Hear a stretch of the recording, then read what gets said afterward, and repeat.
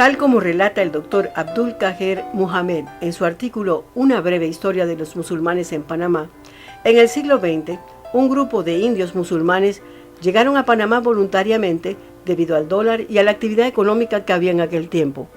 La mayor parte del grupo indo-pakistaní venían de Bengali, de Punjab, de Peshawar y Kashmir. Los hermanos Abdul Jabbar Bau y Al-Akbar estaban al frente de estos grupos de hombres casi todos solteros que hasta llegaron a casarse en Panamá. En 1929 llegó otro grupo proveniente de Bombay, entre ellos los Ibrahim, Salamun Bikku, Asbat, Ismaili y Musa Bana. Ellos formaron la organización llamada Sociedad Musulmana Suní Indo-Pakistaní.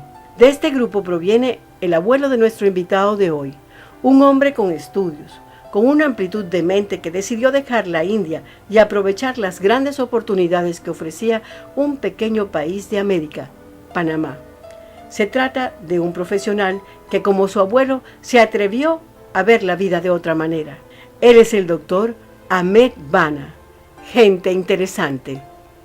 El primer Bana que llegó a Panamá fue en el año de 1933, mi abuelo, el señor Saleh Bana. El señor Saleh Bana, como cualquier inmigrante, pues tenía muchas ilusiones, era un señor muy aventurero. Llegó a Panamá en busca de nuevas oportunidades, ¿sí?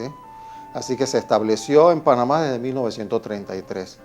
Empezó a laborar en el almacén de un paisano para que de esa forma él pudiese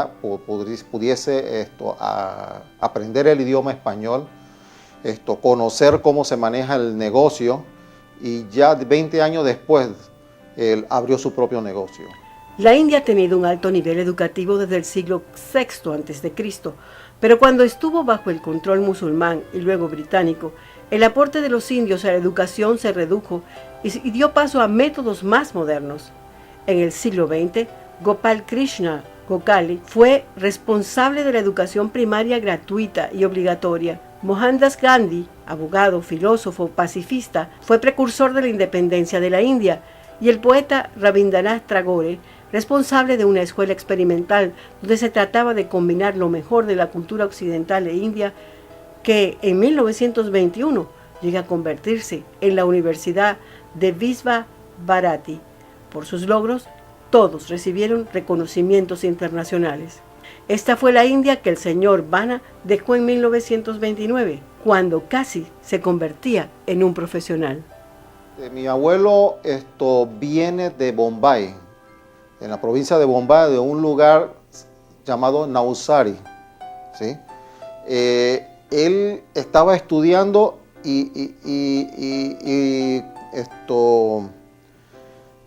terminó su estudio y le llegó la oferta esta de venir a Panamá. Así que en realidad no era estudiante.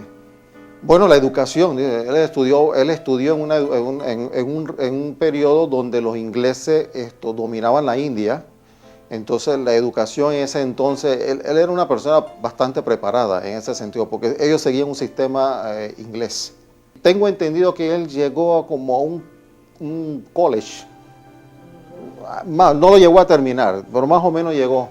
El abuelo llegó con grandes ilusiones y, como buen indio, con la mejor disposición de aprender sin apuros, sin ambiciones desmedidas. Primero la educación, ¿sí? Sistema de disciplina. Mi abuelo era muy disciplinado, hacía honor a su palabra. Poco a poco fue ganándose el puesto, ¿no? Cuando fue abuelo, le enseñó a su nieto a ver con luces largas. El consejo que él siempre nos dio: ustedes tienen que aprovechar la oportunidad para estudiar. Y esa fue mi inspiración para Dios, porque él quería que yo fuera médico. Y en medio de una sociedad indostana cerrada, donde las metas eran casi todas comerciales, el joven Ahmed complació a su abuelo, siendo el primer doctor en medicina de la Sociedad Indostana en Panamá.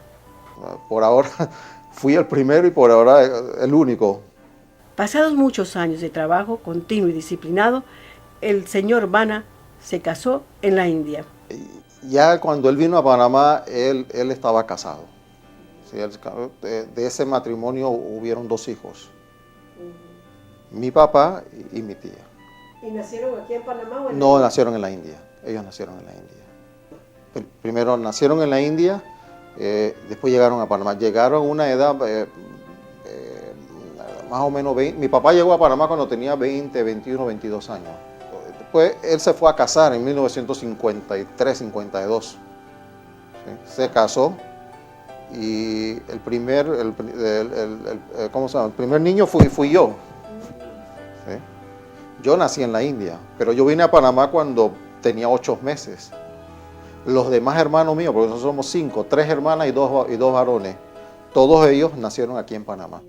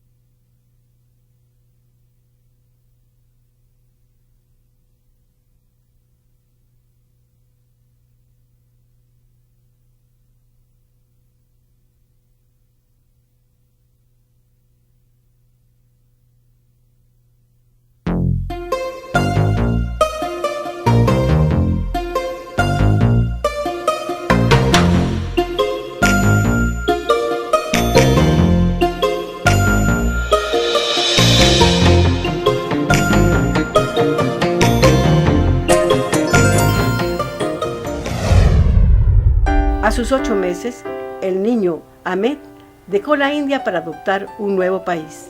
Yo vine a Panamá cuando tenía 8 meses de haber nacido junto con mi mamá y con mi papá. Sin embargo, sus creencias, su estilo de vida, viajó con ellos. El hindú es una religión politeísta, en cambio el musulmán es una religión monoteísta. ¿Sí? De ahí, esa es la gran diferencia. Bueno, el estilo de vida prácticamente es más o menos igual, ¿sí? Cambia un poquito la comida, ¿sí? Pero por lo demás todo es igual. Todos venimos de la India, así que la cultura es la misma, ¿no? La diferencia es la religión, sencillamente. Su padre nació también en la India y posteriormente viajó a Panamá. Él terminó sus estudios igual. El abuelo lo mandó a llamar, aprendió su español y todo. Llegó el momento de casarse, entonces el abuelo lo mandó a la India a casarse.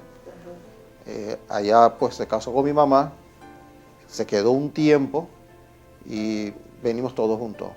Es difícil comprender lo de los matrimonios arreglados, que también se da entre los indios musulmanes. Es un matrimonio donde no hay un noviazgo, ¿sí? Hablando desde el punto de vista cultural. Pero si uno llega a conocer a la futura esposa, ¿sí? Prácticamente es un matrimonio arreglado. Pero tú conoces a tu esposa, tú la llegas a conocer. En mi familia era así. ¿Sí? Quizá en otra familia pueden ser un poquito más estrictos y bueno, hay algo de ¿cómo se llama? De presión, de exigencia, etcétera. Acuérdate que en la India no solamente hay muchas religiones, hay muchas sectas. Cada secta, cada religión, cada casta social tiene su manera del matrimonio, ¿sí? Inclusive hay una casta, una secta que apenas que ellos nacen ya ellos están comprometidos de palabra y esa palabra hay que cumplirla. Te voy a poner el ejemplo mío. Mi esposa es de Inglaterra, entonces yo conocí a mi esposa en Inglaterra. Como te dije anteriormente, no había un periodo de noviazgo, pero sí nos hablamos, pero muy respetuosamente, ¿no? Hasta que yo le dije a mi papá, bueno, papá, bueno, yo he visto a esta muchacha y esta muchacha me agrada y creo que nosotros... Entonces él va y le pregunta al papá de la muchacha si ella está de acuerdo. Si los dos estamos de acuerdo, nos casamos. Pareciera difícil en un país alegre y festivo como Panamá que un joven musulmán pueda abstraerse sin dejarse influenciar. ¿Cómo es esto posible? Déjame aclararte que Nosotros tenemos una escuela de religión aquí en Panamá. Tenemos ahorita varias escuelas de religión. Nosotros en la mañana vamos al colegio, salimos del colegio, almorzamos y una vez que almorzamos nos vamos a la escuela de religión. En la escuela de religión nos enseñan los valores morales dentro de la disciplina islámica, a cómo leer el Corán, en cierta forma interpretar el Corán, analizar el Corán y cumplir con las otras faenas de la religión. Y eso lo hacemos por un periodo de más o menos de 5 a 7 años. Todos los días, de lunes a viernes. Más o menos desde 5 años de edad, 4 a 5 años, dependiendo del niño. Las mujeres asisten a la mezquita, pero no conjuntamente con los hombres. O sea, nosotros tenemos un lugar especial. Y si quieres te puedo mostrar y podemos entrar a la mezquita. Aquí también nosotros, por ejemplo, tenemos la escuelita, pero las mujeres se sientan aparte y los varones se sientan aparte. Para la sociedad indostana, el inglés es parte fundamental en la educación de los hijos. Yo estudié en el Instituto Panamericano.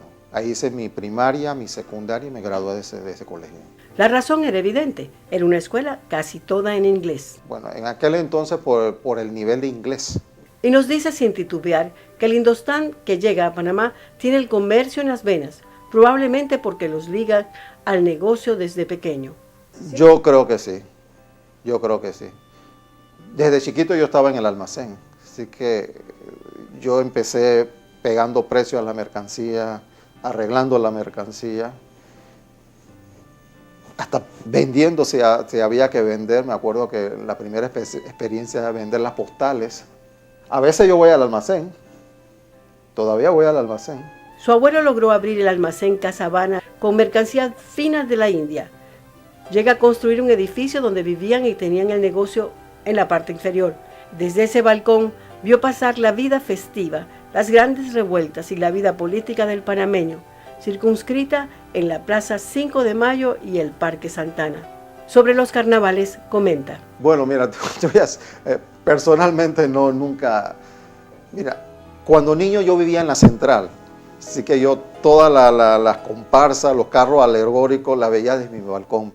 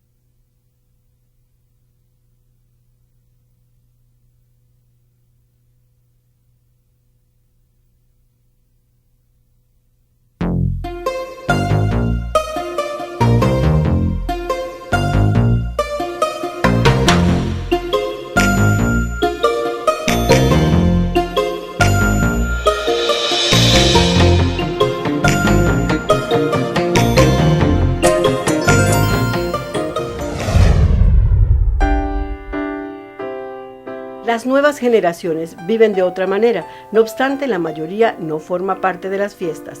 Quizá haya un poquito más de libertad en ese sentido. Acuérdate que hace 20, 30 años todas las paradas de los 3 de noviembre, las procesiones, los 4 días de carnavales, prácticamente todo pasaba por la avenida central. Lo que realmente les mantiene dentro del redil es lo que se transmite en el hogar y lo que se recibe en la escuela religiosa. El ambiente cultural, el ambiente familiar, ¿no? El respeto, los valores que nos enseñaban los padres, lo que era legal, lo que no era legal. Yo iba a la escuela de religión, eso también influye bastante.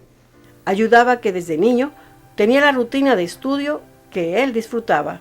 Pero yo era muy estudioso, a mí me gustaba estudiar. Y aún siendo adulto y parte de la Facultad de Medicina, sus principios nunca los traicionó. ¿Pero qué le motivó a estudiar oftalmología? A mí me dio oftalmología el doctor Rolando Chanis. ¿Sí? La forma como lo explicaba el doctor Rolando Chanis de una manera muy sencilla, el aparato de la vista, el sentido de la vista, me impresionó tanto que en ese momento dije, este va a ser mi especialidad. La fisiología del aparato visual, la circulación del humor acuoso, cómo se proyectaba la imagen en la retina. Eso fue lo que me llamó primero que todo la atención. Y de ese momento cuando el doctor Chani impartía, la cual yo respeto, admiro, dije, esta va a ser mi profesión, mi especialidad. El día que se graduó con honores en la Universidad de Panamá, hubo un gran revuelo en la sociedad indostana. Habría una trocha para las demás generaciones y de pronto todos los que no veían con buenos ojos su decisión se dieron cuenta de que el paradigma se había roto. Esa noche todos estaban emocionados. Yo soy el primer médico en la comunidad indostana aquí en Panamá. Bueno, de alegría, de honor. Ahorita hay 4 o 5 muchachos que están en la Facultad de Medicina, estudiando medicina. Hay licenciadas en Derecho, licenciadas en Administración, creo que hay una licenciada en Comunicación también. O sea, no estamos diversificando. En nombre de Alá se cometen muchos actos buenos y malos. Mira, como en todas las religiones, hay gente que se van por los extremos, no hay extremistas, ¿no? El Islam es una religión de paz, de amor, ¿ah? de sabiduría, de inteligencia. El doctor Bana recuerda. El primer año de internado lo hice en el Hospital Santo Tomás y el segundo año de internado en Colón. Después entré a la residencia de oftalmología en el Complejo Hospitalario Metropolitano. Ahí cursamos 3 años y terminamos la oftalmología. Pues sigo trabajando en la Caja de Seguro Social y privadamente en el Consultorio América. De su clínica privada como en el Seguro Social, se encuentra con muchos casos que siempre son tomados por él como únicos. Todos los casos son complejos, todos los casos son complejos, todos los casos son difíciles. Todos los días uno se enfrenta a diferentes situaciones que uno en el momento tiene que resolverlo. Pero afortunadamente nos ha ido bien, no nos podemos quejar de nuestra vida profesional. Y bueno, y hay que estar al día, ¿no? Yendo a los cursos, a las nuevas tecnologías. Por ello tiene una actualización continua. Bueno, nosotros estuvimos el año pasado en Miami en el curso de Bascom Palmer por una semana, donde tuvimos la oportunidad de tener conocimiento sobre las últimas tecnologías en cirugía de catarata. Sus 3 hijos siguen estudios universitarios. La mayor tiene 25 años, ¿sí? La segunda tiene 22 y el varón, que es el último, 19 años. Les educa basado en la educación que él y su esposa recibieron, pero siempre con mayor flexibilidad. Nuestros padres fueron más rígidos con nosotros. Igual mi hija pues tiene 2 carreras. Mi segunda hija también se graduó. Y bueno, mi tercer hijo acaba de empezar la universidad. El doctor Bana ha llevado una vida ordenada, con sus metas muy definidas. Ha logrado todo lo que se ha propuesto con excelencia. Solo le queda muy pocas metas por cumplir. Darle lo que me falta, darle la mejor educación a mis hijos. En la parte profesional, por irme superando día a día con las últimas actualizaciones, sobre todo en la última tecnología, porque todo esto se ha tecnificado totalmente. Quienes hemos visto o entrado a comprar a Casa Bana, quizás hasta saludar al señor Bana, nunca imaginamos que todos sus esfuerzos estaban encaminados a sacar adelante, mucho más adelante, a sus hijos y nietos, con la responsabilidad de encaminarlos en valores culturales, respetando la cultura de la nueva patria y buscando nuevos derroteros donde servir y ayudar a otros semejantes. ¿Qué diría el abuelo de lo vivido por su nieto? Yo creo que si mi abuelo estuviera vivo en este momento, él se hubiera sentido muy satisfecho.